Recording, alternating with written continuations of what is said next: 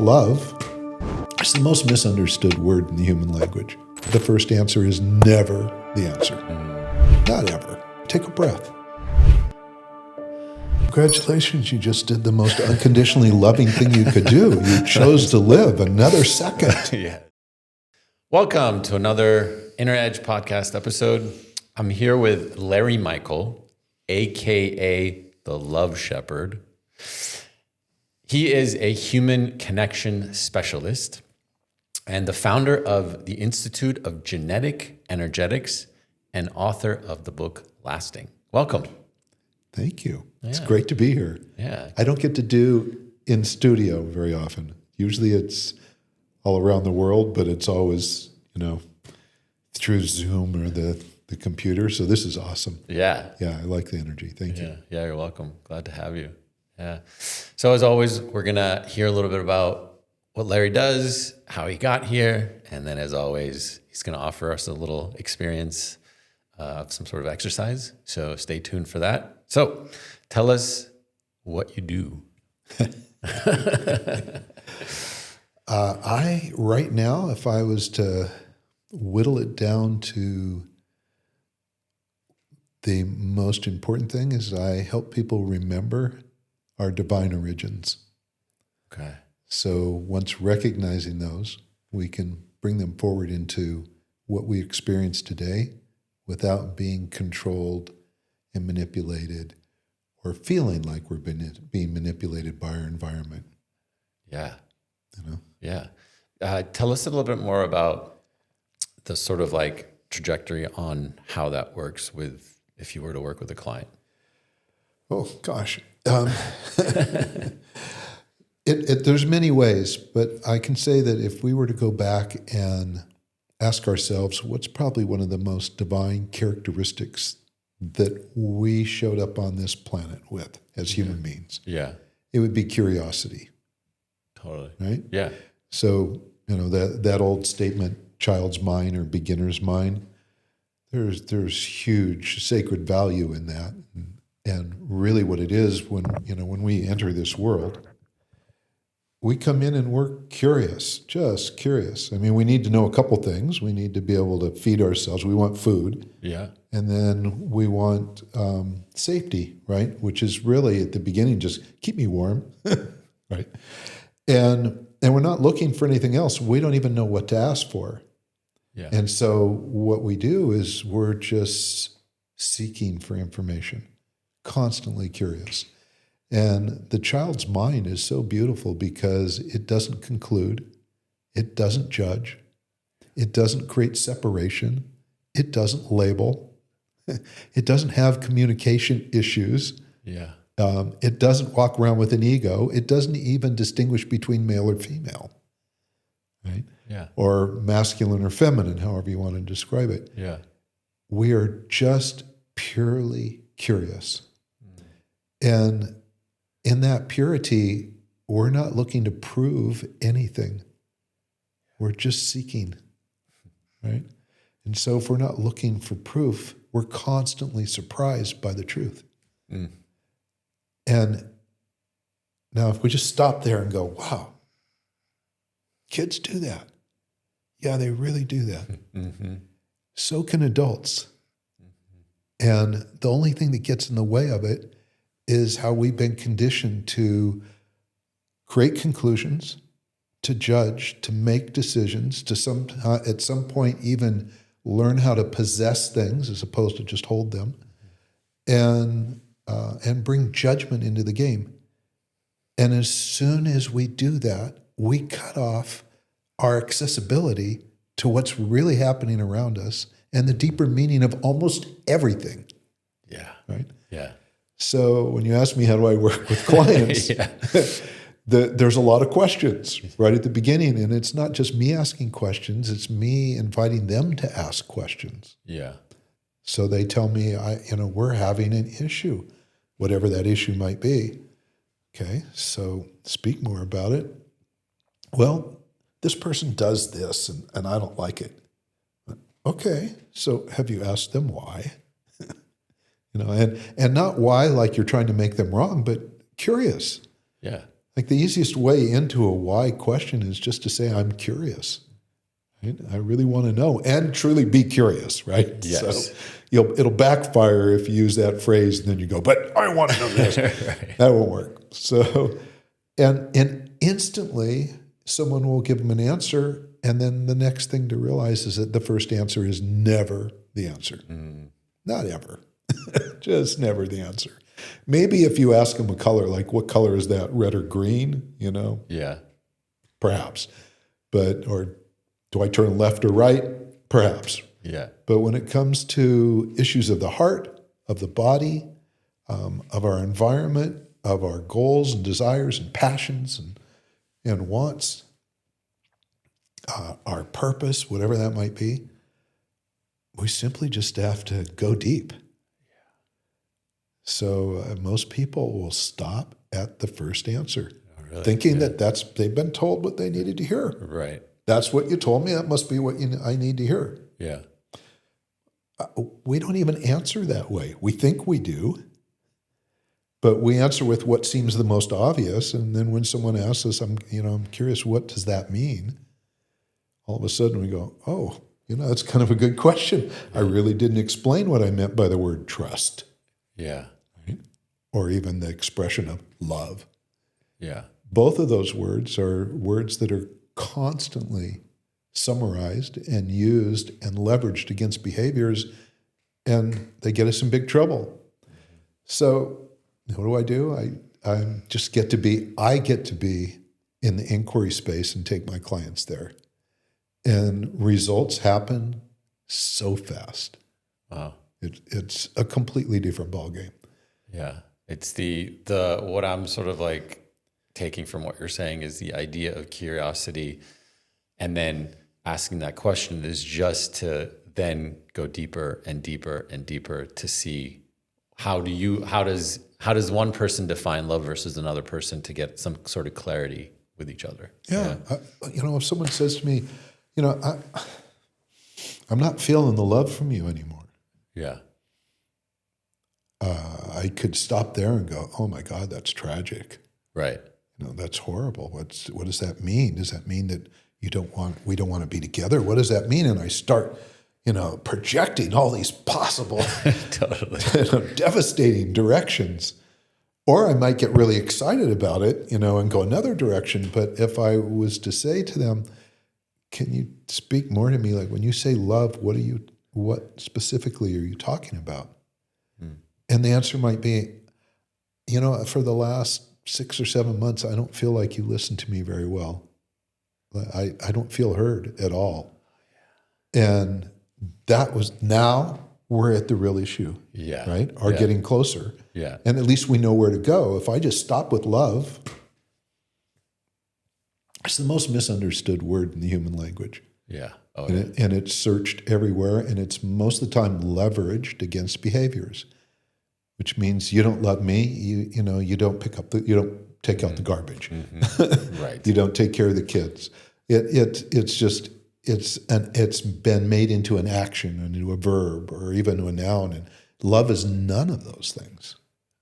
It's none of those things. What is it? Oh, it's really simple. Yeah. It's our life force. I mean, take a breath. Congratulations, you just did the most unconditionally loving thing you could do. You chose to live another second. Yes. Right? Yeah. I mean, we do that every morning. We get up, we wake up, we're not consciously breathing, but we've been breathing all night. We get up, we take a conscious breath, and that's it. We've chosen another day. What more beautiful, unconditional thing could you be doing for yourself?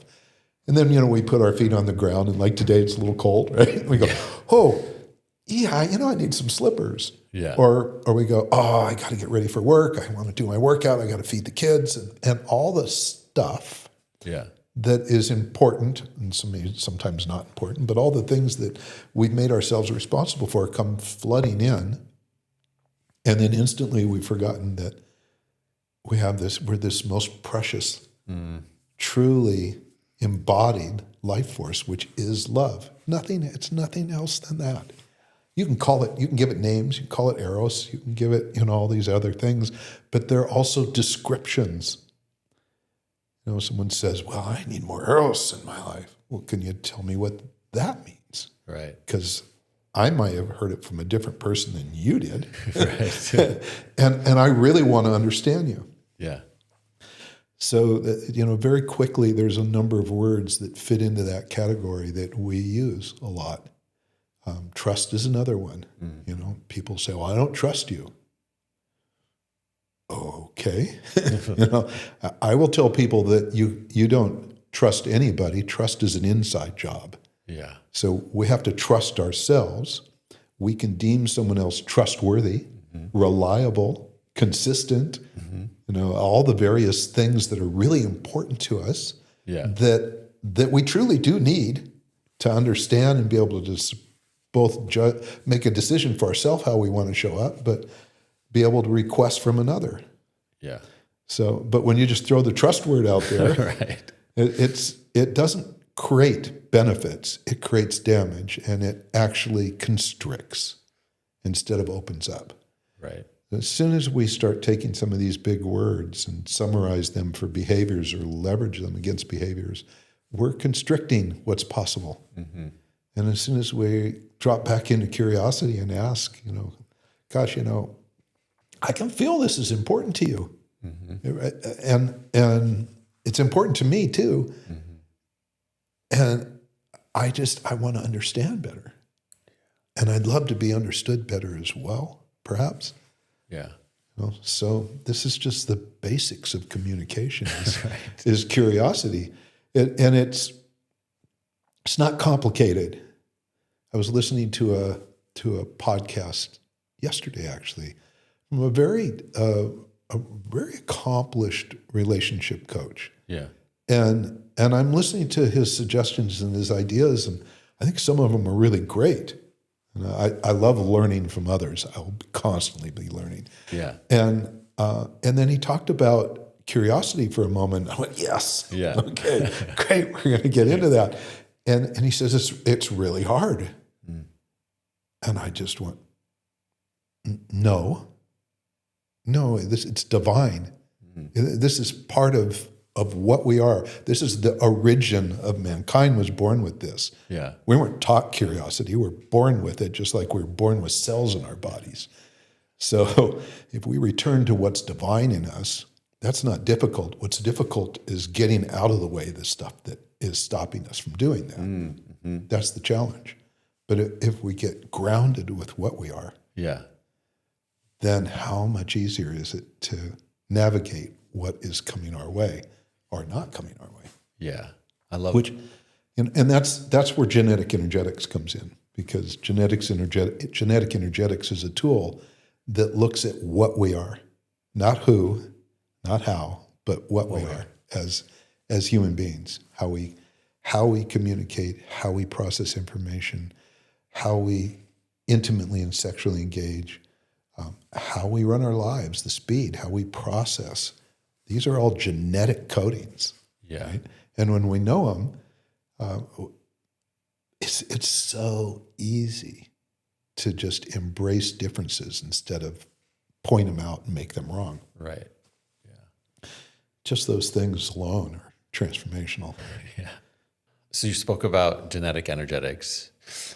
Before we sort of dive into what that is specifically, I'm curious, what was your journey to get to where you are today, to being able to offer this? Got it. Yeah. Thank you. Yeah.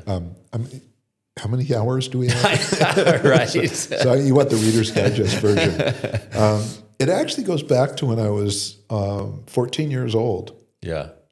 I just, I grew up in a traditional family in the late 50s, early 60s, and there wasn't, at least in my family, a huge expression of affection. Yeah.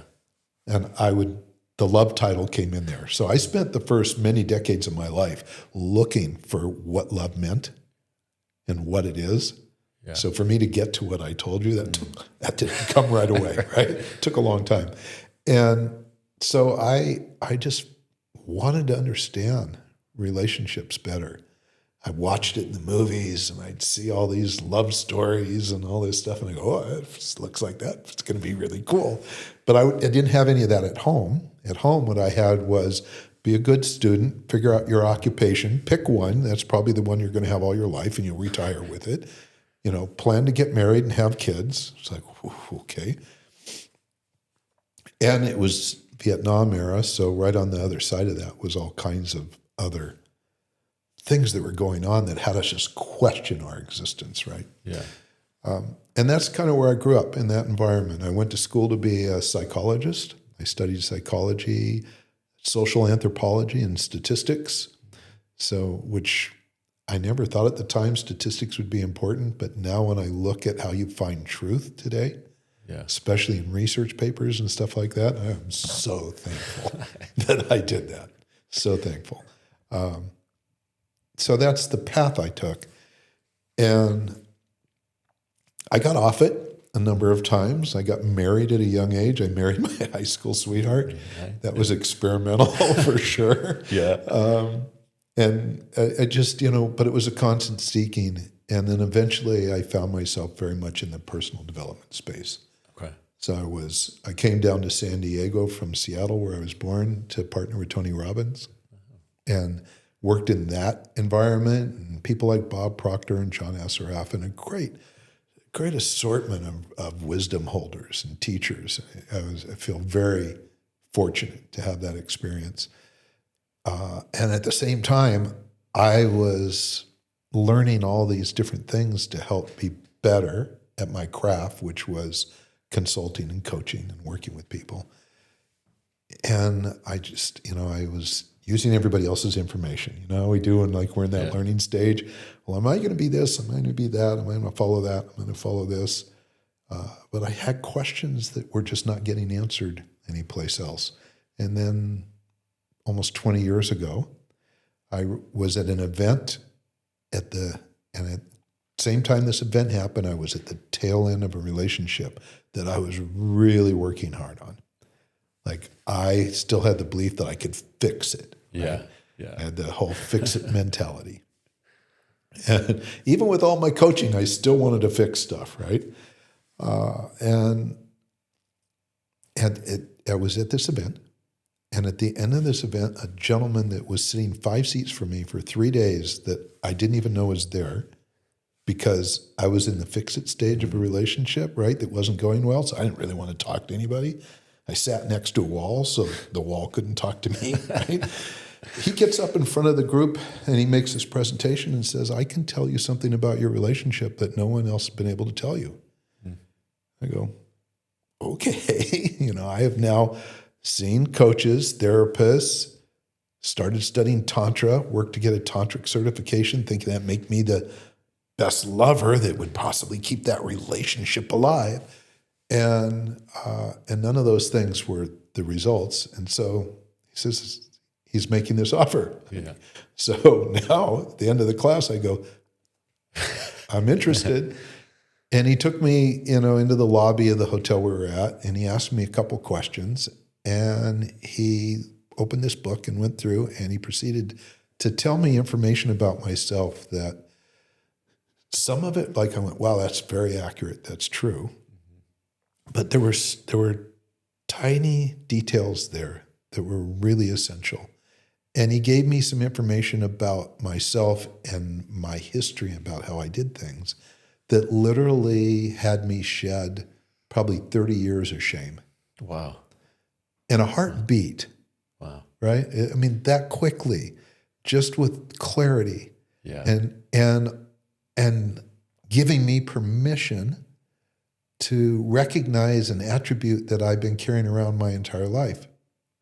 And his, the freedom that he gave me, he says, look at this is your genetic coding. This isn't something you learn. This is just what you are. It's not a who, it's what. And I went, well, I can kind of believe that, because if I look back as far as I can remember, that's what I've been doing. And I was fascinated by it. And I was wowed by it. And then he turns around to me and says, the gentleman who created this passed away a couple years ago, and I have it to myself, and I need help. And I had been taking products to market, and he said, would you like to help? And I said, I'm really interested, but I don't know if this is like a fluke. This might have been the one time you told someone something and they went, oh my God, you're so right. Yeah. But the next person is going to go, no, that's not true.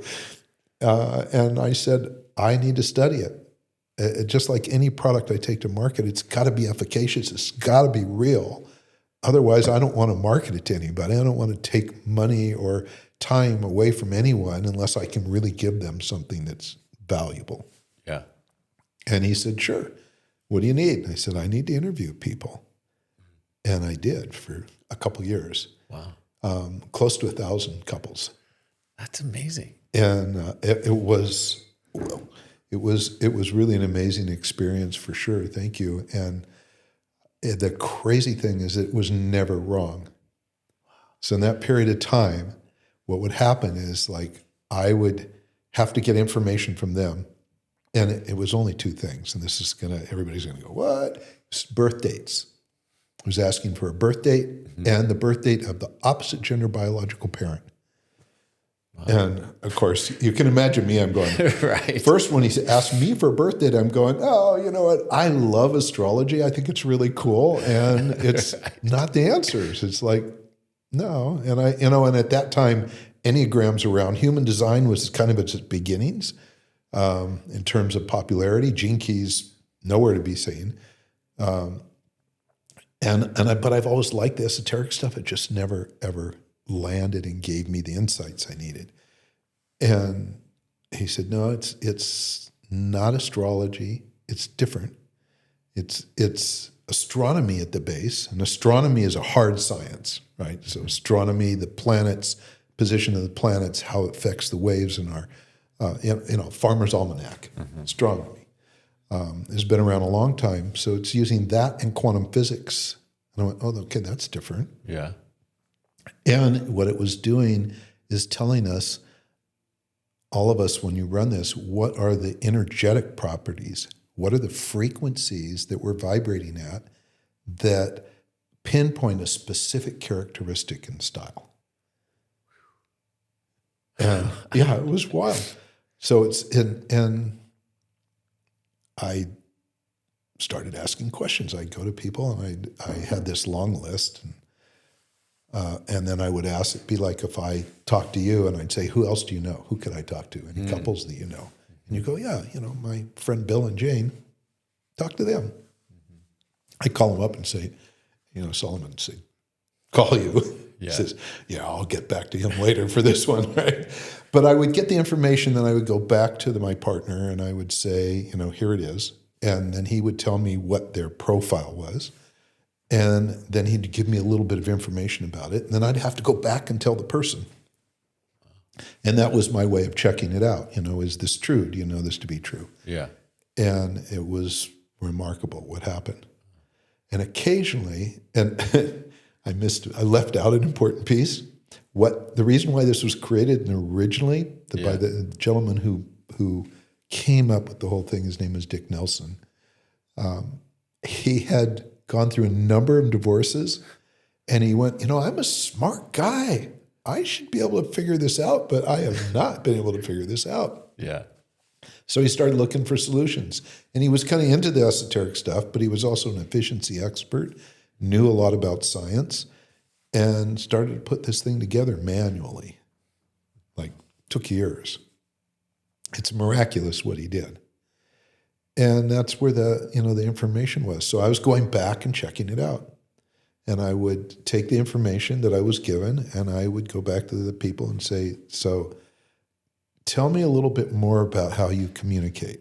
Like when you talk, do you use words to mean exactly what you want to say? Or is it more kind of a conveyance of an emotion? Right? And they would fill that in and it would show to be accurate. So in genetic energetics, one of the most potent pieces is called communication style. Yeah.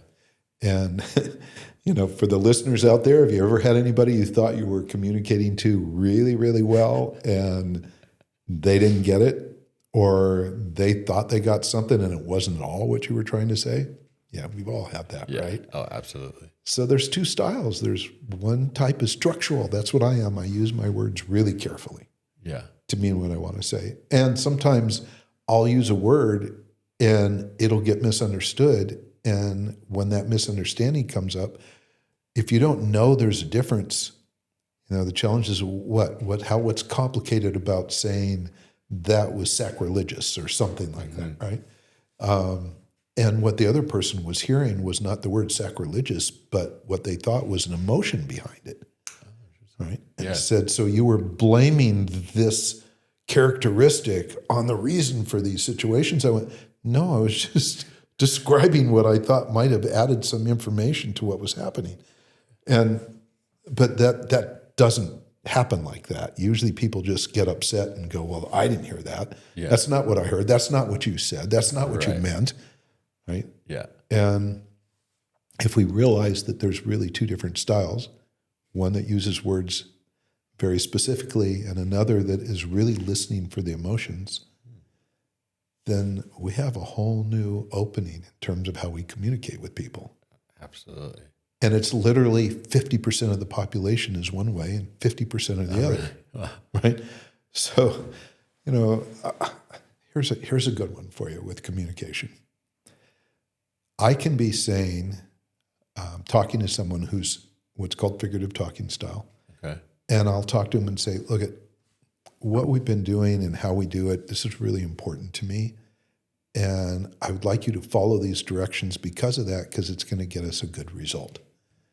Now, for anybody listening to me, that sounds a little bit deadpan. There was no emotion in it. Mm-hmm. But the words I used were exactly what I wanted to say. Yeah. Now, a figurative person, I'd have to turn around and go, listen, this is really important. I mean, this is so important to me that we follow this, because if we're not going to get these results if we don't do it, right? And that person, and I may have, expressed this a number of times before, but now because I put all that emotion into it, the person turns around and go, well, why didn't you say that in the first place? Neither of us have done anything wrong other than not know the difference between the two of us and assumed the other person understood. Right. Or assumed that the other person completely felt what I was trying to express. Yeah. So there's the figurative and the feeler. Figurative and structural. Figurative and structural. And so the figurative needs to hear emotion. Mm-hmm. Okay. Yeah, and they don't need a lot of words sometimes to describe something. Right. I have a business partner. I call her my soul sister. It's one of the closest people in my life, and she's figurative talking style. And we could be, let's say, traveling, and we're in Oaxaca. Yeah. One of my favorite cities in Mexico, right? And I love looking at beautiful ornate doors and things like that. It's just a passion. I don't know why. I just like it. Right? And we're standing in front of this church, and she goes, that's amazing. And I stand up right next to her and I go, it is, isn't it? And look at the way the carving's done and the hinges. Oh my God, those are so incredible. And she'll look over at me and go, what was wrong with amazing? Right. It's like, and so it feels to her like I just made her wrong. Mm. And her amazing encompassed all that. Mm-hmm. But for me, I wanted to put the details in there. I wasn't making her wrong. I was kind of doing it for my own appreciation. Yeah. So sometimes when we add extra detail, a figurative person will feel like we're making them wrong. Mm. What you're telling me I didn't say what needed to be said? Right. And the answer is no, that's not what we're intending to do, but it kind of feels like it. Yeah. And it's the feeling, again, that has to do with the energetic connection we're having. Right. Yeah, with the words with what you're sharing, I notice that I'm definitely a figurative. Like for me, I can say one word, but it has so much emotion to it. So going back to sort of what you said about the 50-50, the 50-50 isn't male or female gender. It doesn't matter. So that's not what we're talking about. It's a great question, though, because none of this is gender specific. Perfect. And so even when we talk about sexuality, right now there's, if you go to David Data or John Gray or Alison Armstrong, or you ask a variety of people that are specialists, Tantra teachers, Yeah. they're going to tell you there's very specific things about how men access their sexuality and how women do. Yeah. And the challenge is they're 50% right, which means they're 50% wrong. And the result is people will listen and go, wow, that's amazing, but they don't quite relate to it. Yeah. Or they relate to it perfectly, and then they assume that's the way it is for all males or all females. Yeah. And I can tell you from our statistics, 95% of the relationships that are mismatched in terms of their what we call sexual response type, Yeah. they don't succeed over time unless they know about the difference and they know how to accommodate for it. So there's the key. I mean, look at, if we have two different communication styles, does it mean we shouldn't be friends? Does it mean we shouldn't do business with each other? Right. Doesn't mean any of that, because you may have ideas and thoughts and aspirations that I'm like, oh, shit, that's right on. I mean, I'm there with you. I'm an advocate. In fact, believe the same things. Yeah. But how we get there and how we communicate it could be a little bit different. So what do? We don't just go off our own directions. We learn how to speak two different languages. Yeah, absolutely. It's like, if I was born in Germany and you're born in Spain and we're going to be doing business with each other and you go, Larry, you need to speak Spanish all the time. If you speak Spanish, we'll do business well. And I go, well, wait a second, I want German. Yeah. Right? The reality is we need to speak each other's languages and respect our desires to speak our native tongue when we can. Yeah. That's world changing, quite honestly. Yeah. You listen to politicians, our favorite one that will say, that's bad, that's very, very bad, very bad, very, very, very bad, right? It's figurative talking style. Mm. It's just, the words are coming out. It's the emotion that he's just repeating over and over again. The structural person is going, stop. Right. The figurative people are going, I get it. Yeah. I hear that. It is bad. Yeah. And if a politician understands two different communication styles, they have the ability to talk to the masses in a big way. Years ago, I got this unbelievable lesson. I was doing a podcast. I was being interviewed, and man, I was so dialed in. This is great. I was describing things so beautifully, and I went, I don't think I've ever done one this well. And I had an offer at the end of it. Yeah. And like a huge percentage of people, or a large percentage of people, I thought, picked up the offer. And then I started to run their profiles, and I found out they were almost all the same as mine. And I went, wow, I really didn't do so well. Oh, I see. I lost half the audience. I think there were 2 out of 60 that were the other style than mine in terms of communication and the speed that I communicate. And I went, so I lost them. I actually didn't do well at all. Yeah. And it was like such a huge reality check. So now, like when I'm talking, even, I've been talking more structural, but there's another modifier or lifestyle trait in the system that we call activity level. And it's the speed that we process information. And moderate active is what I am, but half the people listening right now are super active. So they'd rather I talk at this speed, tell you everything there is to know, and give you all this information so that we can get it all out. This is only going to take 15 minutes for this whole interview, but you're going to have everything you need, right? Right. You can 2X it yourself. And like if I'm doing it in a Zoom room and I can see all the faces in the Zoom room and I start talking like that, there's people that have been sitting there like this and they'll go, finally. I literally will watch their faces and their bodies change position. Wow. And then that's the reminder to me, dude, you need to be multilingual. Yeah.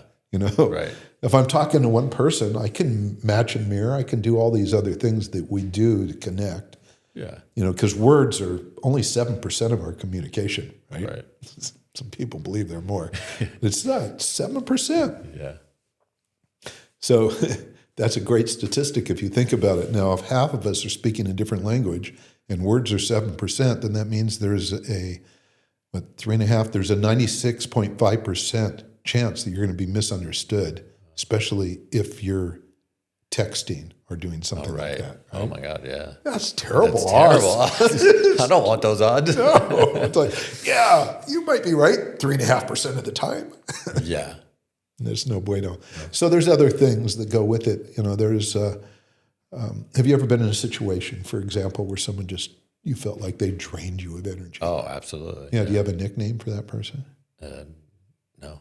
Energy vampire? Oh, maybe? that, yeah, I've heard of that term. Yeah, I don't use that. Yeah, I've heard the of it. term gets kicked around a lot. It does. And so for all of you out there is no such thing as an energy vampire. What there is two different energetic frequencies bombarding each other. That's all it is. So between the two of us, we vibrate at two different frequencies. Yeah. And when we were kids, we played with magnets. You'd push them together, they'd repel each other. Yeah. We're naturally doing that. So what do? If we have to be working with each other for hours in the same room, we need to give ourselves some space so we can recharge our batteries. Yes. If you're living with someone, if you're married to someone that's a different communication style than you need to know that you're not going to have all your resources all the time if you're with them 100% of the time. Mm-hmm. I like that. Yeah. Does that mean that you should divorce him and say, Right. you know what, this isn't going to work? And now going back to when I was doing all the research, I would have Frank, who was giving me this information, tell me this isn't going to work for these people. They're too different. Their relationship will never last. And it was, originally it was intended to be kind of a matchmaking tool. And so I'm listening and going, okay, except for these are friends of mine and they just got married and they have a baby on the way. And what am I supposed to do? Go, by the way, I just found out that your relationship's not going to work. So you should pick who's going to keep the kid. And Right. That's nonsense. Yeah. And so what I ended up doing, Solomon, is I'd go back to people and I would give them the information because I needed to be real with them. But I ended up bringing my background in psychology and therapy and coaching in. And just out of not wanting to leave people with information that sounded like doomsday, I would say, well, here's what you do. You're different, so let's figure out how you can accommodate for those differences. And I really didn't realize the benefit of what I was doing until I started to get letters back later. And I would get an email or a letter from someone saying, by the way, thank you for saving our marriage. Wow. I didn't know. Or I hadn't talked to my dad in 20 years. And now we're talking. There you are. Beautiful. Or, there was this, and my children, there were so many things that were beyond just matchmaking that I went, this is not about just a tool for finding your quote unquote perfect partner. Yeah. And so I've been doing this now for 20 years. That's amazing. Congratulations. Thank you. So because this podcast is very specific to men, I know that this is a relationship tool. The curiosity that I have is, how can this help men? Like, what are some of the things that you've seen that men have come to you in relationship that this tool could support them in? Gosh, in many, many, many, many ways. Yeah. I mean, all the way across the board through the 4 primary lifestyle traits, there's ways. But primarily, I would say for men and women both, when it comes to sexuality and intimacy, this is where the biggest challenges show up. And so for men, it's to really understand the difference between energetically engaging sexually and the strong masculine or the strong feminine or the divine masculine or the divine feminine. We all have masculine and feminine qualities, right? Balance of them is really important. But when it comes to the bedroom, when it comes to intimacy, I think every man out there, and I really believe it's women too, but we're talking to men, every man out there wants to satisfy their lover. I mean, this is like, it's we're raised to believe that, if you're going to show up as a man, that this isn't just about procreation anymore. Used to be. And some people will still insist that procreation is the driver. I'm not sure I am in agreement with that anymore. I think if you want children, and I think that's a noble thing to do, obviously that's important. But otherwise, it's really about the quality of intimacy and the deepness of a connection and the excitement and desire and inspiration and co-creation that you get from sexual engagement. So for men to understand a woman's sexual design is critical, just as it's critical for them to understand ours. But men, let's take the lead.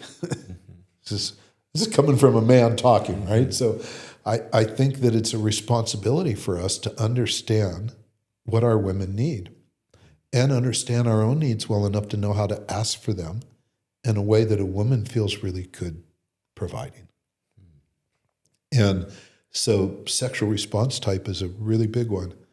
And if you want, I can go down that path just a little bit. Sure. I also want to just let the listeners know that the curiosity is also for me, for same-sex couples as well. Because, again, we all have masculine and feminine energy, so it doesn't really matter the dynamic. It's just, again, the curiosity is how can men get the necessary learning from this modality?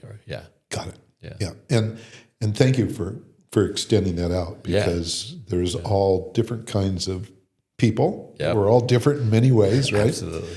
But we do have two different sexual response types. Okay. One of them is called mental emotional. Mental emotional sexual response type person, the prelude to sex is really important. So we source our desire for intimacy from our head and our heart. I'm mental emotional, so when I say we, that's that's why I'm saying it. So I source from my head and my heart. Doesn't mean I can't have a quickie. Doesn't mean when I get hard, I'm might not be interested, which I might not, but I might be plenty interested. But the real thing is that I need that connection. Now, a lot of tantric studies and a lot of professions or a lot of teachers out there will tell you that is a predominant female trait, right? It's not true. It's not true at all. So half the women on this planet, half the females on this planet will approach their sexuality that way. Okay? The other way is called physical. So mental emotional was the first one, the prelude to sex, just the romance, all those things. So important. The foreplay before. Emotional foreplay. Emotional foreplay, right? Really is important, but it's not just emotional. It could be the environment. It could be the scene. Yeah. It could be, it could be a variety of things, but that is important, the prelude. So the other type is called physical sexual response type. And for them, the byline we have for someone who's physical sexual response type is when you're hot, you're hot. Let's go. I got a hard on. That means let's go. I'm ready. Yeah. Right? They don't need any foreplay. Right. It's on. It's on. Yeah. That's not just male. It's assumed that that's all males. Right. But that's not true. Yeah. It's just absolutely not true. It's scientifically not true. So, for half the men, it's true. For the other half, it's not. For half the women, half the women will do the same thing. You meet a woman that goes, I want you now. Right? Yeah. Oh, yeah. Absolutely. For a mental emotional guy, it's like, whoa, that was easy. This is cool. Pause. Pause. Or, wow, that's like, I haven't experienced this before. I'll go for this for a while. Yeah. Which you could until you realize I'm not getting everything I need. Yes. So back to the mental emotional, our sexual energy is on the surface. It's available to us all the time. And it's felt all the time. So men... interesting. The mental emotional is felt all the time. All the time. Interesting. It's on the surface. So for females, and then we'll get to the men, for females, it's a real challenge for them because all they have to do, and even from the time they're really young, little kids, their parents would make them wrong because they would just be interested. They just want to play with someone. I'm curious. Who are you? Yeah. Right? They don't want sex. They're not even thinking about it. But that elevated curiosity, that just the joy in wanting to meet someone, combined with this sexual energy that's flowing and visible Yeah. all the time, has girls being misunderstood constantly. And you can talk to any mental emotional woman and she'll go, "Oh my God, it's annoying. It's terrible. It's happened my whole life. I love asking questions and men think I'm flirting with them." It's a problem, right? And teachers make them wrong, say you're too flirtatious, you're too blah, blah, blah, blah, blah. And they have this need to try and cover up their sexuality, which, by the way, they can't do. Because the energy is there. It's just flowing. It's, you could, I had this happen. This is a great example. This gal was a dirt bike racer, right? And she's out, she's riding her dirt bike all day long, mud, covered, stinky, all that. Comes into the club where everybody is, takes off her goggles. All this skin you can see is around her eyes. And I hear a couple guys go, "Gosh, she's sexy." Right? Yeah. She's covered with mud. It's but it's that sexual energy they're picking up on. Right. And here she is. She's going, "Well, no one's going to really care." And she gets responses that she doesn't really want. So what happens to guys who are mental emotional? Women, and even guys, by the way, pick up on the sexual energy. And so they do something that most men don't really care for very much. They stick you in the friend zone. Oh, really? As fast as possible. Really? Because they don't know what to do with the sexual energy. They don't want to engage sexually. They do want to be friends.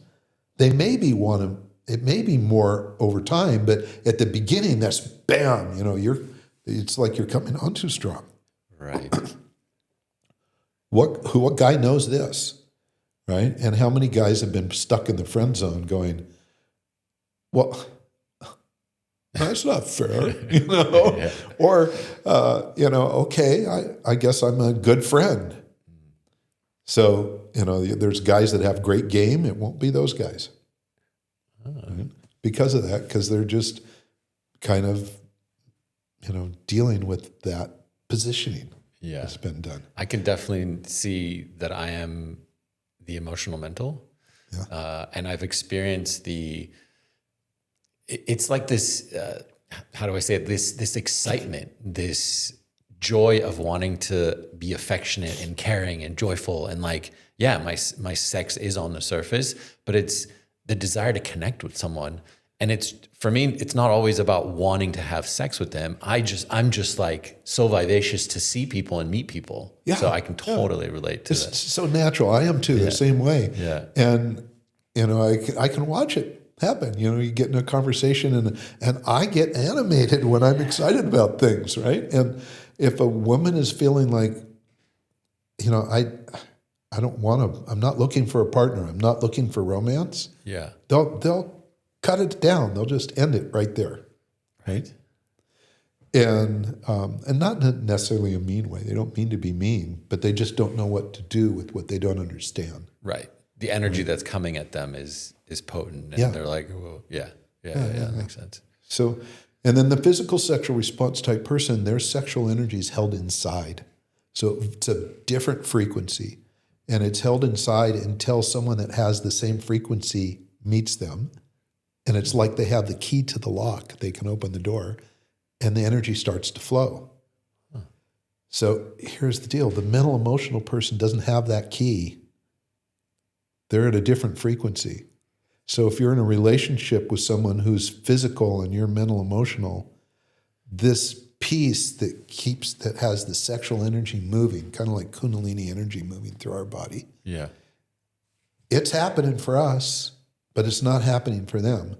So what happens in those relationships is they could have a sexual engagement, but it's not the full thing.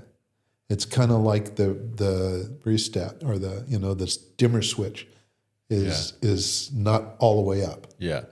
And you can look at partnerships where there's a physical sexual response type person and a mental emotional. And at the beginning, you can just see the energy is beautiful in that physical person. And over time, it starts to just drop, diminish. It's almost like the brightness. Someone turned off the lights. Wow. And so I guess, are you saying that emotional needs to be with emotional, or I just, as an emotion? That's the easiest. Okay, for them to be together. For them to be together. Got it. For sure. Okay. It's the easiest, right?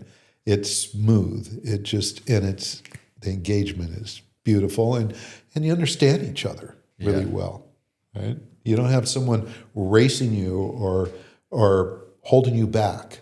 Yeah. And everything from cuddling to, how intimacy happens in the bedroom, to how you can appreciate and adore a woman, or a woman can a man. It's easier if the sexual response types are the same. Okay.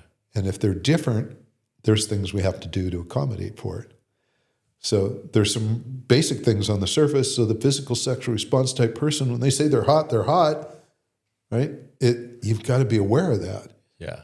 I dated this wonderful gal for a period of time many, many years ago when I first learned about this. And I'm mental emotional, she's physical. Yeah. And we had lots of playful things that we did. I mean, it was exploration at the beginning, like it is for a lot of people, as it should be actually forever, quite frankly. Yeah. That's another conversation. But I remember she was working. She was a doctor, and she's working. And she was coming over for dinner after work. And she said she'd be there at 6 o'clock. So I went, okay, great. So I went out, I bought some flowers from the florist, and I made some flower arrangements. And I put a fire in the fireplace, and I had music on, and I've got dinner I've been cooking, and candles are lit. Basically, folks, I'm doing my own foreplay, right? Seriously, I'm doing all my own foreplay before she even shows up, because I've set this whole scene, and I'm so excited to see her. She shows up at 6 o'clock, like she says, dinner's ready, and I greet her at the door, and I go, "Are you hungry?" And she goes, "Oh, I'm hungry." For something else. Yeah, and I'm going, so I had two choices at that point in time. I could say, well, dinner's ready, let's eat, and then we can play. Or I knew better. In my case, I went, okay, leftovers are going to be just fine. Reheating this food will be just fine. And we went and played, and then we came out and ate. So here's what would have happened if I said, no, the food's ready, let's sit down and eat. Because all the candles were lit and stuff. Yeah. She'd look around and go, oh my God, this is so wonderful. This is my favorite. You're making my favorite meal, and the fireplace, there's fire in the fire. It's just so romantic. And so consciously she's going, that's so sweet. I'm going to go with Tim's plan. At an other than conscious level, her body's going, he missed my cue. Right? Mm-hmm. So I can get away with that once, maybe twice. But if constantly I miss that cue, which is like, I want you now, I'm hot. Mm-hmm. And when you're hot, yeah. And you miss that a couple times at an other than conscious level, what happens is your partner stops responding. And the most common things that I was hearing when I interviewed people, and I still do today when there's problems, is the mental emotional person will say they just lay there. I don't know what to do to get them excited. And what's happened is that they have, other than consciously, conditioned that person to shut down before they get going. Because what do? I mean, if you ask for something and someone says no, and you ask again and they say no, well, you're not going to ask a third time because we don't like to get good no's, Right. Make a request and get turned down. That's not our favorite thing, Yeah. right? For any of us, ever. And so but we have to, at the same time, realize that they want us. They're ready. Yeah. So both parties need to understand this difference. Yeah. And if they're ready, then there are things that we can do to what we call, you might know Reid Mihalko. Right? Oh, yeah. So he coined a term called finding the note. Uh-huh. And by the way, I spent probably 16 years trying to find this solution. And he had it. He's the first person I know that really teaches people how to harmonize, how to find a frequency and hold it. Yeah. That's the key to opening up the physical person. That's tantric work. Yeah. Right? And it's a little more complicated. Right. And it takes some time and it takes some presence. Yeah. But there's other things you can do that are very simple and very quick. Also a little bit tantric. One is eye gazing. Just meeting someone there. A critical one, breath, breathing, synchronized breathing. Just to be able to hold the person, breathe together. Yeah. And that starts to move the energy together, right? And when that happens, now you're getting closer to meeting that note. Yeah. Right? And then there's a very kind of cool thing, and this I didn't realize at the beginning. In fact, my original partner didn't even know this, but after interviewing thousands, literally hundreds of thousands now over the years, what I found is that the physical sexual response type person, where the prelude to sex was important for mental emotional, the aftermath was important for the physical. So, I'm mental emotional, so I have this incredible experience with my lover, and when it's over, it's like, okay, I get up, I go to the bathroom, maybe I'll check my phone, I'll go downstairs, check for food, whatever, and all that kind of stuff. Well, if I have a physical partner in the bed, that person's going to be going, where'd you go? Where are you? Get your ass back here, I'm not done. They're not, even though it might have been massively orgasmic and all kinds of, sexual releases, they have a cool down period that the mental emotional person doesn't have. We are the prelude. They're the aftermath. Interesting. And so what I say to the mental emotional partners, have a physical partner, I'll say, you can get out of bed, but then get your ass back in bed as fast as you can and stay there and cuddle. Just hold them until they say, I'm good. Good. Yeah. And you'd think that was just a little thing, but it's not a little thing. Not even. It's a major thing. Yeah. Because their whole body goes, I've been understood. They feel me. They understand me. And it's kind of like they brought me home within my sexual being. And it's the appreciation. It's not, for some, it's really outward. But inside, there's a knowing that you've got a partner that really meets you. And men, that's our goal. We need to meet our partners. We need to meet our partners as much as we need to be met. Yeah. And we need to understand ourselves well enough to ask as well. So a mental emotional guy who has a female partner that just wants to jump his bones all the time, it's not going to work. After a while, you go, yeah, I got a hard on. I even had an orgasm. Maybe I had multiple orgasms. But something's missing, right? And it starts out as just a little something. And if she's like a great lover and all this kind of stuff, then it stays a little something for a while. But that little something, if it's not there over time, you go, I wonder, is this really my partner? Yeah. Right? And there's lots of reasons why someone becomes really your partner beyond just sexuality. But if sexuality is not matching in you and sexual intimacy is important to you, then you need to know this. You just, it's not non-negotiable. It's not optional. Yeah. So some of the things that you're pointing to sort of like hit home with is if you're an emotional, mental, maybe, and you're with a physical, maybe there's some times where you flirt with yourself, start fluffing yourself up, start getting yourself excited before your partner arrives. So this way, when your partner who is ready to go, you'll be ready as well, instead of them needing to wait for you, right?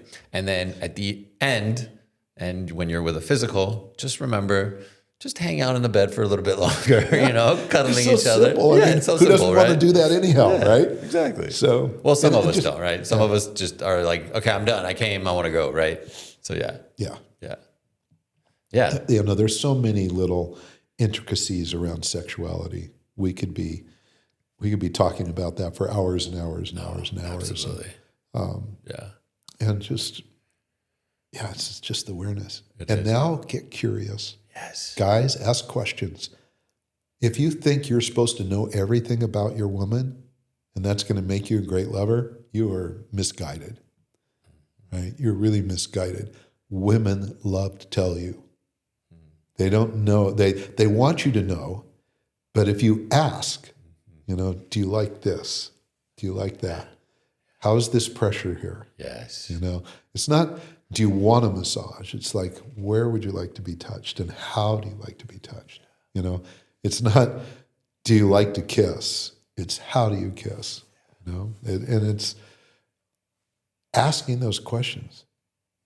You're going to be able to tell by their response for sure, for a number of things, but there's a lot of things that you might not know.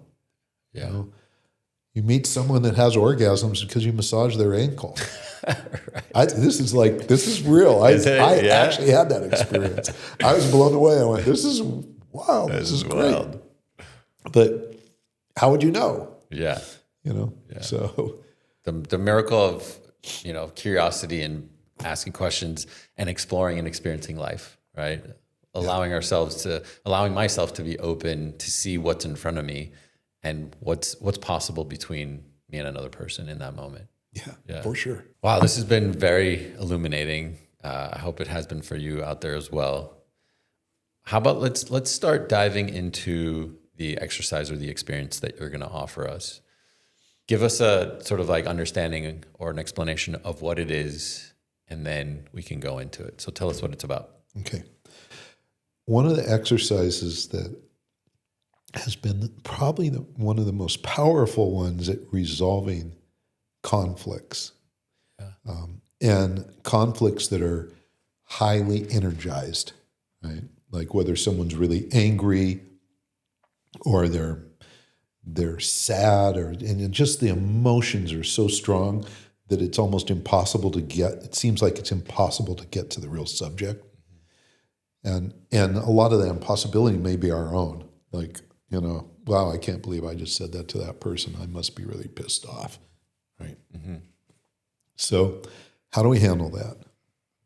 If you know that you're activated or you have a partner that's activated, the quickest way to get to a place where clarity is going to help you get a solution is to ask a really simple question. And the question is, what do I have to believe to hold on to this emotion right now? So men, here's the suggestion I'm going to make to you. I want you to pick, just in your mind, think about the last time you really pissed off about something. Whether it's with another guy, it's a business, whatever the environment, but you were super aggravated and maybe not too conscious about your behavior, right? So pick something, take a few moments. Go ahead, you think of something as well. All right, when you got it, what I want you to do is ask yourself, what did I have to believe to hold on to that emotion? What did I have to believe? So I have one I'll share with you that just recently happened to me. I was really frustrated about something that was happening in the household that I'm in, and frustration was the emotion, really. Like I was feeling discouraged and I was frustrated, and I knew that if I just let that out, I was going to say something that didn't go over very well. And so I asked myself, what do I have to believe? What do I have to believe to hold on to this? And the answer I got, is I have to believe that this other person just doesn't give a shit, doesn't care about me or the environment, and is just selfish and doing whatever they're doing, right? Yeah. And so I asked that question and I go, first of all, is that my belief, or is that a belief that I picked up from someplace else? Like, could it be that I've thought about this person for a long time and I've watched their behavior and I think that they're just not very sensitive, right? Because of how I've heard them talk. And someone said, hey, when people act like that, they're not. You can't rely on them. So I'll go, well, is that my belief? Actually, it's not. I got that from, a teacher someplace that said you can't rely on those people. And I went, all right, well, if it's not my belief, can I let it go? And that's the first step, right? Is like, if it's not your belief, give yourself permission to let it go. Like, we're going to have things that happen to us that we're triggered from, that when we ask, is that my belief? And you go, no, where did I get that? Oh, crap, that was my dad. My dad taught me that. Mm-hmm. I've had stuff show up. My dad's passed away decades ago. And I've had stuff show up and I'm going, I've still got that? What is that? And my dad gave it to me. It was, this is the way these things happen. This is the way you should relate to them. And I'm going, that's not even my belief. So how do I give it back to them? It doesn't matter if they're dead or alive, by the way. Just acknowledge whoever or whatever gave you that belief. You can even say their intention, good, bad, it doesn't matter. Just acknowledge it and say, it's yours. It's not mine. Can you share how they would let it go? Well, as soon as it's not yours, as soon as you know it's not yours, what do you do with things that aren't yours? You either decide you want to possess them and hold on to them, right, or you let them go. Right. So if you can't let it go, if you know it's not, that's not my belief, but I'm believing it, then you've got to go deeper. So what's holding on to that? What do you have to believe to possess this? Yeah. Right? And anything we possess is problematic. Right? Possession is going to be the root to most evils. Right? It's different than holding on to something. I see. Yeah. Okay. Yeah. Which I think we can do in a healthy way. Yeah. I mean, you could say, this is my studio and I want it exactly this way. Right? Yeah. And that could be very, very possessive. Or you can go, yeah, it's my equipment. I like this stuff. I'm trying it right now. I got a hold on it. But I'm open to change. I can change the lights. I can change the sound system. It's a little different. Yeah, yeah. But it's you don't hold it so tight that right. Don't touch my mic. Right. Right? It's like that changes the energy around everything. So notice if you're holding on to it that tightly, then you go, what do I have to believe for that? To hold on to that, yeah. To hold on to that. Why am I possessing this belief or this person? And sometimes it's a person where that possession is. And keep asking questions. This is where curiosity comes back in. Okay, so when you're asking yourself a question, what do I have to believe? You're not looking for an answer. You're not looking for a specific answer. You're looking for a answer to appear, right? If you're looking for something specific, you're going to find what you're looking for, but it won't be the answer. That's the challenge with that. That's why when we go looking for things to prove things, right, we can usually prove it, but it's a really temporary proof. Yes. Right? Yeah. Very quickly we'll find out, oops. That's not what not quite what I had in mind. No. Okay, so the first part, that is like the starting point. And if it's hard to get to it, breathe. Just take a couple breaths. Close your eyes. If you're angry, upset, there's a lot of value in just keeping your mouth shut and your ears and eyes and heart open, right? Yeah. And take a breath. Yeah, there's breathing techniques. I don't know if you teach them on this show. I'm sure you do. But there's one that's brilliant that will take you out of almost any kind of anger situation. And it's oftentimes called a box breath or a square breath. Yeah. And essentially you breathe in, and what I do is I use my fingers, right? So if I'm like really angry and upset about something and I just can't get past it, fighting it, okay, do this breath. And I'll breathe in, count of 8. Do this with me. Just take a deep breath and you count on your fingers. Hold it. Just keep it in. Now, hold it. Hold the breath for another count of 8. Now exhale fully. Let it all out. Another count of 8. And at the bottom, hold it again. Now take another deep breath. Hold it. Exhale fully. Hold it. And then do it again.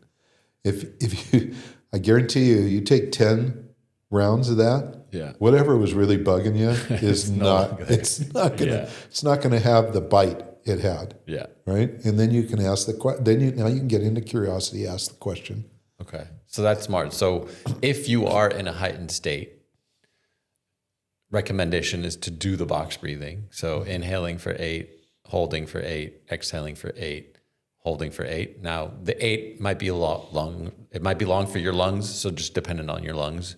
Yeah. Start with 4. Yeah. 4, 4, 4. 4, 4, 4. Yeah. And then once you've sort of can notice in your body, you're a little less activated in whatever energy, whether it's anger or frustration, then you can ask the question. Yeah. Yeah. Yeah.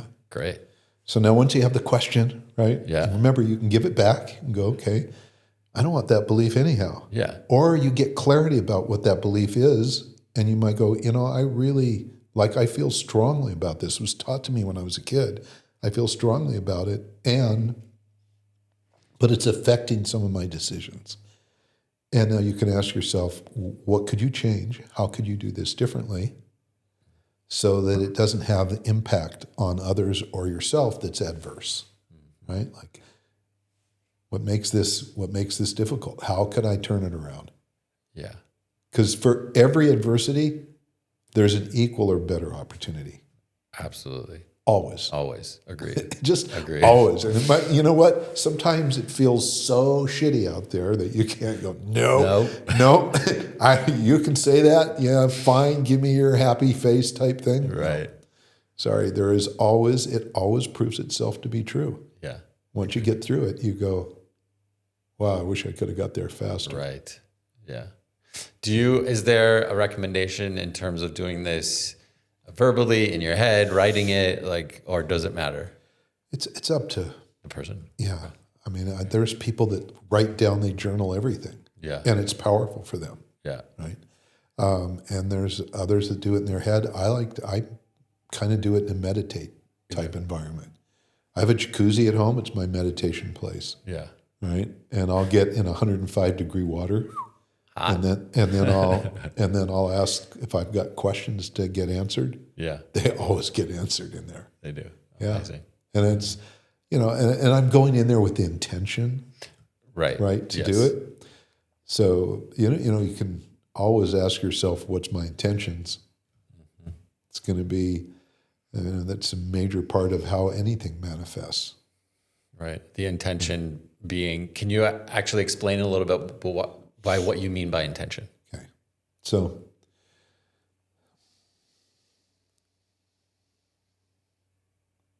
I want to find a solution for a difficult situation, right? And there's a part of me that will go, well, because I deserve it. This shouldn't be so difficult. So, someone should do it for me. Or I could take personal responsibility and go, what's my part in it? Right? And I really want to understand that so that the solution I find is one that has longevity, right? So my intention is be personally responsible, and I want longevity from it. Okay. Versus, I just want this to stop. Right. Yeah. And you get different results. Yeah. And you get long-lasting results like that. Yeah. Excuse me.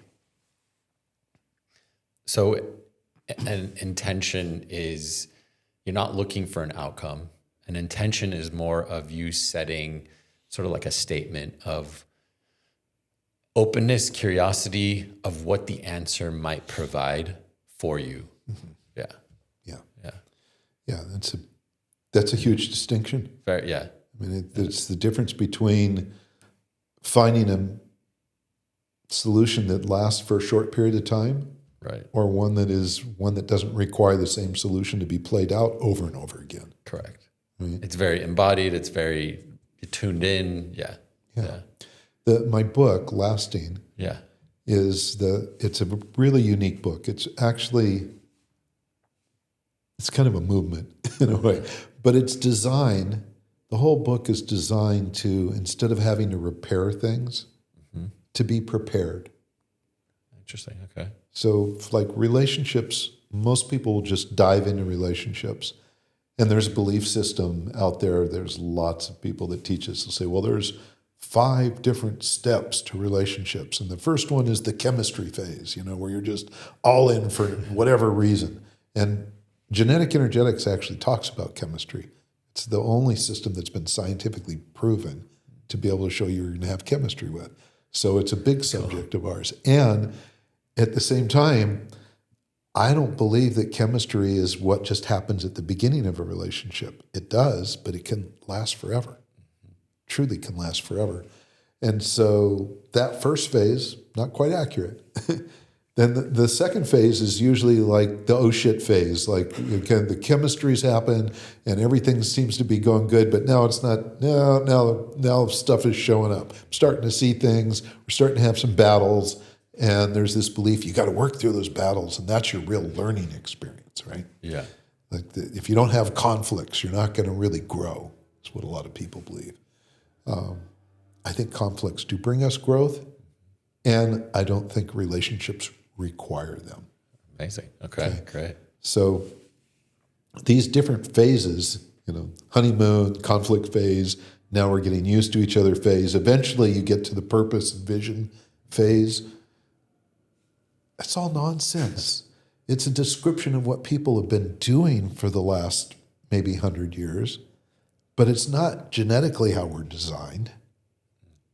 We're designed to be able to discover with inquiry, without labels, with good communication skills, without seeing diversity as a problem, but embracing it. There's what we call illuminations in the book. So Lasting has 11 illuminations that are the groundwork for being able to ask the questions we need to ask to find out if the partner that we're committed to is our best match. That's what the book's about. Amazing. Right? And it's available on? It's right now, if you go to thelastingbook.com, you can get an advanced reader copy, and you can actually purchase a book in advance, but get an advanced reader copy that you can get now. And there's some other really fun little options that are there too. Some other trainings and teachings and Beautiful. Yeah, some private things that are going on in that. But so thelastingbook.com. Thelastingbook.com. Okay. And I'm trying to think what actually took me down the road to bring that up at the time. It was just the idea that if we prepare ourselves, and that's emotionally and in terms of how we approach life in general, right? That we're not coming at it because we're suffering. A suffering state's not going to get you anywhere. Yeah. But we're coming at it because there's possibility, because there's intention, because there's a desire to really discover. And curiosity is all about discovery, right? It's the yummiest, juiciest part of life is that what we can discover, whether you're traveling or it's a person. For me, I love to explore, but exploring with people is the most glorious, right? And so I can't do that well if I'm judging and concluding. Put that behind us and now step into what it's like when you meet someone new, whether it's a romantic partnership or it's a business partnership, or even your children. Take a moment to really go into discovery about your kids instead of thinking, I need this to behave this way and that way and go to school and get this information so that they can be out on their own and I don't have to take care of them until they're 60. It's like, wow, poor kid's only 3.5 and going, Dad, really? Right. Just what we notice about everything is so amplified and beautiful when we come from a place that is not suffering and is deep in inquiry. And anything that comes up around that might be a trauma that you're experiencing that's or some trigger from your past. We all have them. We've had things that happened when we were young and we don't remember and they come up, but we can identify them. We know that that's what it is. It might take a while to resolve it or to really figure out where it is in our body and be able to take care of it that way. There's ways to do that. But not if we don't know we need it, that it's there, that's what's causing it. Yeah. Right? Yeah. And so many of the relationship issues that we see with people we're responding. We're responding to something that's in our body that's being somatically held. It's not conscious. It's other than conscious. And if it causes a conflict, we just need to be able to ask, what is this? And get help if we need it. Right? When you use the word responding, I'm used to the word reacting and responding for it to be a more accurate way of, well, I'm tuned in. I'm actually responding accurately. Are you using that in a different way? Just out of curiosity? Not really. Not really. No. Okay. Yeah. I think they're a bit interchangeable. They are. Okay. Right. Okay. So you have a reaction. I don't see it as any different a reaction than a response. Okay. Right. Some people will say, well, reaction is negative. A response is something you've had a chance to think about. That's how I've been holding it for myself when I teach people. I'm like, okay, so you can react to something or you can be respond to something, but you're holding it in the same way. And if you look ontologically at it, probably response is responsibility. Yes. And I think being responsible is a huge part of, as humans, we need to embrace personal responsibility. Yes. Which is not happening a lot these days. Right. And when it happens, it's glorious. It's really great. It's amazing. But my friend Amy Joy, she wrote a book called Get Your Shit Together. Nice. Right? Great book. And she'll say, humans are glorious and messy. Yes. Right? Oh, absolutely. And so, when stuff comes up, we've got to be careful not to just throw the hammer down on ourselves. We make mistakes. It's okay. Yeah. It's okay. You realize you make a mistake. You figure out what it is. You find whatever you need to believe to get to the truth of that moment, and then go on from there. Yeah. We're all growth and process. We're all learning along the way. Yeah. Yeah. Yeah. Back to that exercise, what do I have to believe? Well, I have to believe this. You can literally, without even identifying the person, if you want, you can just say, is this true? Just ask yourself, is this true? Right. Yeah. And if you go, well, maybe not, then you just shut it away. Okay, get rid of the truth. Yeah. This is not true, but what is true is that I care about this person, or I really want something to happen here that's important and valuable and long-lasting, or whatever it might be. Yeah. Give it a truth that is motivating and inspiring. And it doesn't have to be a truth forever. There is no such thing. No. Truth changes through time for each of us. And it changes daily. Yeah, absolutely. There's in genetic energetics, there's a modifier in the system. There are 4 lifestyle traits, there's attractions, and there's 6 modifiers. And one of the modifiers is the perfectionist. I'm a perfectionist. I know this one really well. And for me, if I can't find the truth in something, I can't do it. I just won't do it. And it used to strangle me a little bit because I needed to find a truth that I thought I could just hold on to for the longest period of time. And that wasn't really what I needed. What I needed was just to know what's true in this moment. Which when I had this gosh, I really don't need to know the truth tomorrow, but I need to know this now. I felt like I got a get out of jail free card, right? It was like, this is cool. So I might believe something different tomorrow when I get different information or more information. And that's all right. I can change my mind just as long as I stay in the corridor of my truth. Yeah. It's so much freedom in what you're sharing. So beautiful, and freedom to just, today's the day. Yeah. Yeah. Right And now. let life unfold as it may. Yeah. We can't do anything about, we can't do anything about the past. We can certainly look at the past and use it to help guide us and make some good decisions. Yeah. Sometimes we use it to make bad decisions, Right. but it's there. It's accessible to us. But the future is, we don't know. We don't know. We only know right now. That's it. Yeah. We can project on the future, but we don't know right now. And we have to be careful of our projections. We do, absolutely. Right? Of the stories that we create, right? All the time. One of the things in one of the illuminations in lasting is about labels, which is really interesting because genetic energetics has labels as there's structural talking style, figurative. It's got all these different labels. and I'm opposed to labels, which is kind of sounds crazy to have both of those at the same time. But when I train practitioners, on the very first day I said, you're going to get this really profound system to work with, but I don't want you to use it. And they kind of go, what? I said, well, I don't want you to use it to project how someone's going to behave. Use this knowledge, use this information to understand what's happening now.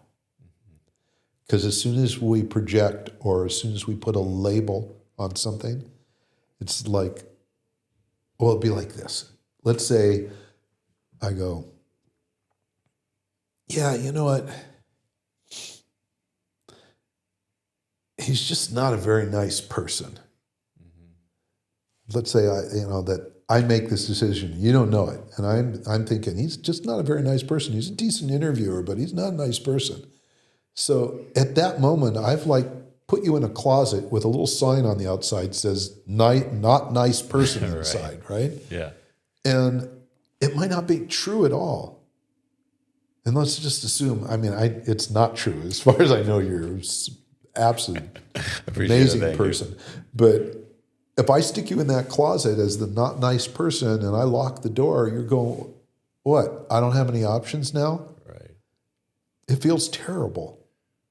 And that's what we do when we label anybody. Yeah. We freeze them in that moment, in that aspect, and they don't have a chance to be anything else. So who loses? We both do. Absolutely. Yeah. The person who's been labeled doesn't have a chance to be anything else. You don't see him as anything else, and so pick your favorite politician Right. or most unfavorite politician and say, do you label them? You bet your life you do, right? And do you think they have a chance to be anything else because of it? Not if, according to you. Right. So you may have elected someone and thought maybe this isn't the best decision. And if you put them in that label, you don't give them a chance to change. Right. And there have been plenty of politicians that started with one belief that a decade later are totally different. Yeah. Totally different. And, God bless them because they stayed with it despite what other people thought. Yeah. Right? That they were able to do that. And, who we are genetically at our core, our divine origins, okay, that's great. We know our blood type, right? I'm not telling you can't be that blood type. Yeah. But there's lots of other things that can change. This has been very illuminating. Ha ha ha. So let us know where they can find you so they can potentially work with you. And I know that you have some sort of test they can take. Yeah, for sure. Yeah, what are those? With this, will they be able to, can I give you a link? Yeah, it's going to be all in the description. I just want you to say it great. as well. So genetic energetics, the easy way into it is an item that's called a personal energetic profile. And it's going to tell you your 4 lifestyle traits, which is communication, like we talked about, activity level, which is a huge, huge thing, your relationship to money, your sexual response type, which we talked about, attraction, so it's going to tell you who you're going to have chemistry with, and let you know if it's a good idea to follow it or not, right? Okay. Chemistry in general is a drug. It really dopes us up, and so we don't make the best decisions when we're chemically high. And then it's going to give you 6 what we call modifiers. Okay. And I just gave you kind of a touch of the perfectionist, but they're deep and they're really, really powerful. And so the personal energetic profile is going to tell you that. And all you need is 2 pieces of information, your birth date and the birth date of your opposite gender biological parent. Opposite gender of your biological parent. So it'd be your mom, Yep. my mom. Yep. If it's a woman, it'd be their father. Okay. Now, some people don't have that date. Correct. They didn't know their parent. Right. They were adopted, something. Yeah. For whatever reason. Yeah. If you don't, still run the whole profile without that piece of information. Okay. And the only thing you won't get is the piece on what we call attractions or chemistry. And where can they find this? It's a link. Yeah. Do you know what the website is? So it's genetic energetics. Genetic energetics. And you just need to know when you get there, there's a menu tab, and then there's a product in that menu tab is called personal energetic profile. Great. But I'll give you a link that takes you directly to it. Perfect. And when you go to it, you have to sign up and set an account so we have security around your information. Right. So you sign up, run a profile, and you can run profiles on multiple people.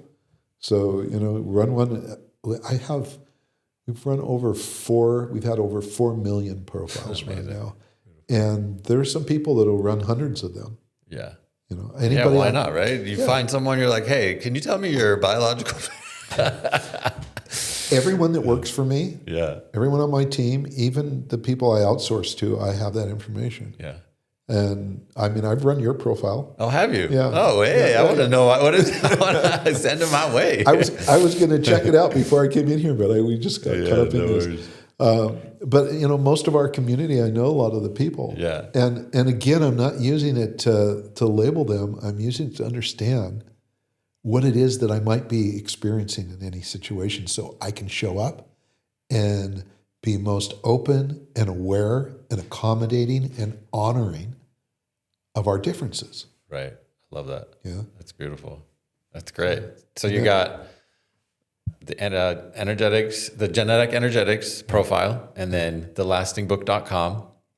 And then they're also going to come into the Inner Edge men's community and offer some more tools, some more techniques, and then also a Q&A.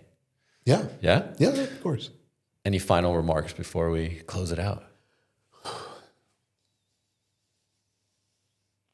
We're talking to men, right? Yes. Okay. Well, I'm assuming, who knows? I mean, the goal is for men, but I'm sure men and women are going to listen as well. It's been a really difficult time for men, I think, in this last century, but especially in the last 4 or 5 years. Yeah. Right. And part of that difficulty came from, the Me Too movement. And I'm not putting that movement down. I think that there was some really valuable things that started with, and then it became problematic. And just the one of the things that's been really tough for men, I think, over the last 50 years is just the single parenting that's gone on.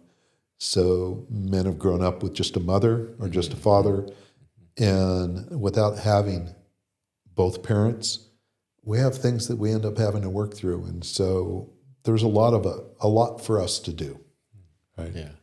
We've been conditioned to believe that there are things that we must be doing to be a good man, or we must be doing to hold our masculine in place, right?